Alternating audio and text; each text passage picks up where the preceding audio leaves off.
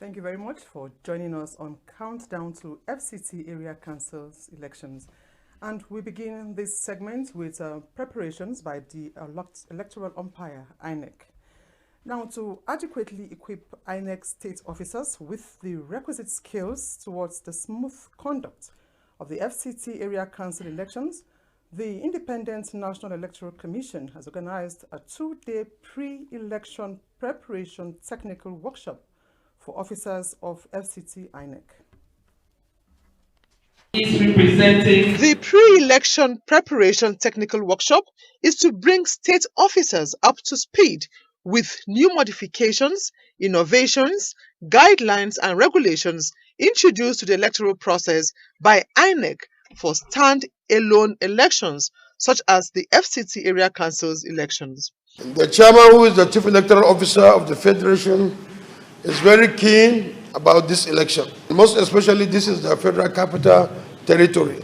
We cannot afford to make mistakes. This FCT Area Council election is a headquarters election, and it is a testing ground for the upcoming by-elections. The FCT Resident Electoral Commissioner, INEC FCT, Yahaya Bello, appeals to participants to be attentive as the Commission has made many changes, all geared towards improving the electoral process.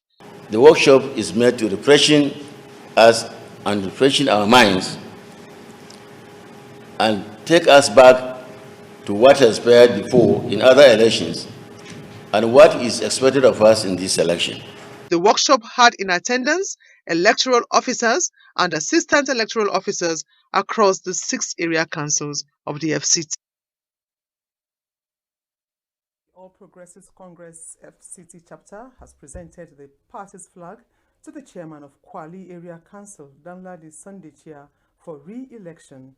Minister of States FCT Ramatu Tijani Aliu, who flagged off the APC campaign ceremony, enjoins Kwali people not to allow history repeat itself, as the one-term syndrome has not done the people well in the area of development. Deborah Gazaji-Maika reports.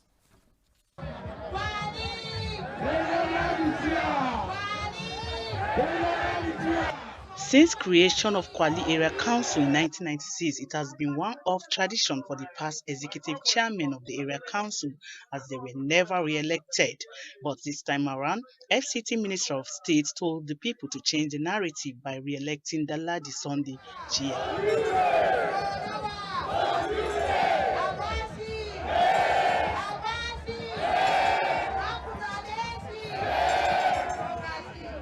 We have done good enough. Give the empowerment, give the sense of belonging, and by the grace of God, sky is not a big limit after his second term. The unifying party rally officially endorsed the APC candidate. If he has 6 years, that is 2 terms, means he has all the time. He has all the time to perform as the chairman. Each chairman that comes on board has his own programs. So if you come, you demolish the land person program. And that's why we are marking time on the same spot. But we will say twice, repeating. It will be okay. The reward for hard work is more work. If someone has started the good works, obviously 3 years is not enough to actualize what he has started. Some party stalwarts say one good turn deserves another, hence the need to vote Shia for inclusive governance and development. Deborah Gazaji-Maika, NTA News.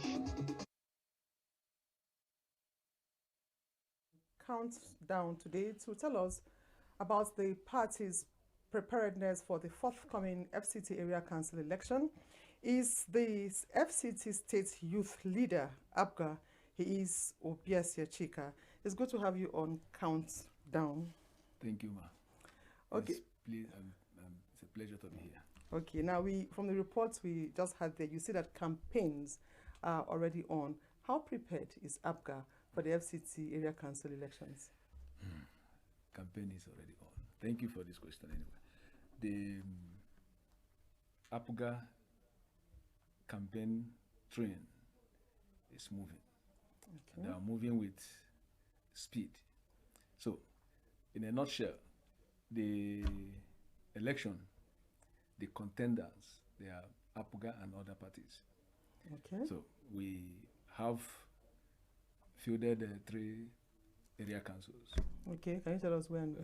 Buhari Area Council, and we have a grassroots person in the name of Honorable Abubakar Abdullahi. And in Amak Municipal, we have a grassroots, an indigene. So it's a walkover between APGA and other parties. Did you field candidates for both chairmanship and councillorship election in these area councils? Yes. Okay. Yes. Now, what structure does APGA have as a party that will make people vote for them? Thank you. APGA, the structure we have, like I told you, we have our candidates, they are all grassroots people. We have structures in all the wards. Every wards in all these area councils, we have structures. And, you know, before now, APGA has won an election in Gokolade Area Council. Okay. And we are leveraging on that because, most importantly, the candidates we have, they are indigenes. Okay. So, and people say that APGA is an Igbo party. We have in FCT, when you look at the number of the votes pattern of FCT, you see that Igbos, they have majority of the voting pattern in FCT. And more so, our party is centers on ideology. Our ideology, nationalism, decentralization, and this thing. We want to leverage on that because we have people that are credible, tested, and trusted. So the election is walkover. Okay, now we are not contending with any other political party. Okay, now how far so far in the areas of campaigns, because we have not really seen much of APGA campaigning? Okay, yes, but in the coming weeks you will see us. What we did and the campaign we embarked on is house-to-house campaign, because we don't want to be making noise, and we need to relate to the electorate, to the people that has PVC. We need to relate to them. They are the most important people in this election. So it's not about making noise on the road, but you will see this coming up in the coming weeks. Okay. How confident are you of the candidates you have fielded, in for these elections? Like I said, all our candidates in the 3 area councils, Gwagwalada, Buhari, and Municipal, they are tested and trusted. Okay. So much confidence in them. There are people that have contested election, won an election in FCT before now. Before now, you are bringing them back because they have won elections before. Not really because they have won an election, but they have what it takes to reach out to the people, to give the people the dividend of democracy. Okay, you also keep telling us that the people you are bringing forward are indigenes. Now, is that a criteria to win election in the FCT? We want to give in the indigenes because in federal character, they are excluded. They are not given the post of place in the minister's position. So we need them to be in the affairs of their people. Okay. And their land. Okay. Now you are the FCT State Youth Leader of APGA. How best can we engage youths, in electioneering process meaningfully? The important thing in this aspect about how best to engage youths in electoral process, it's not about using them as thuggery. The era of thuggery has gone. Okay. Taking ballot papers, ballot box is gone. But to tell them, for them to be a participant in the election, you engage them meaningfully in the sense that you when they participate in election, you create an enabling environment for them to